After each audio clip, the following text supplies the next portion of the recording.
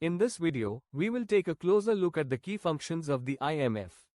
We have already covered the establishment of the International Monetary Fund, IMF, its key objectives, and how it helped during Sri Lanka's 2022 economic crisis in a separate video. Be sure to explore the rest of the videos in this playlist for more insights. Key functions of IMF. 1. Surveillance. The IMF keeps an eye on the global and national economies to ensure they stay stable. It studies risks, economic trends, and problems in different countries and shares its findings through reports like the World Economic Outlook (WEO) and the Global Financial Stability Report (GFSR). Sri Lanka 2022 crisis example. During Sri Lanka's 2022 economic crisis, the IMF carefully watched the country's problems like rising debt, a weak currency, and high inflation. It studied the causes of the crisis, pointed out the risks, and suggested solutions to fix the economy.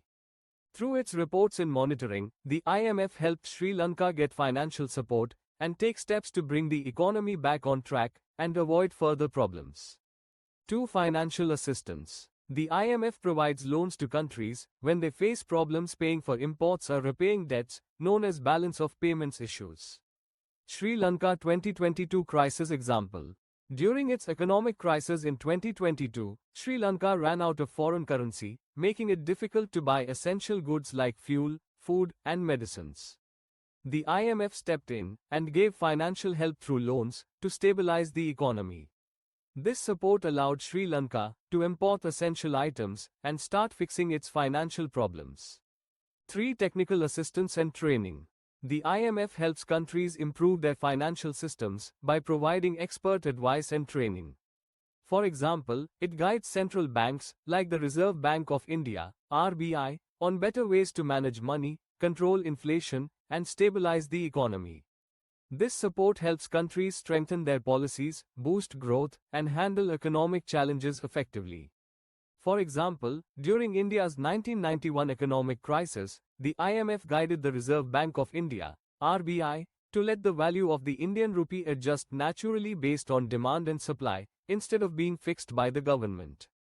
This change made Indian goods cheaper abroad, boosted exports, attracted foreign money, and helped India recover and stabilize its economy. 4. Research and policy advice. The IMF studies a country's economy and gives helpful advice to solve its problems. For example, during Sri Lanka's 2022 economic crisis, the IMF researched why the country was struggling, like its rising debt, inflation, and shortage of foreign money.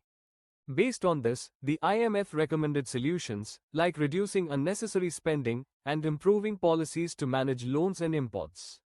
This advice helped Sri Lanka take steps to recover and stabilize its economy. We will explore IMF quotas and special drawing rights, SDRs, in a separate video.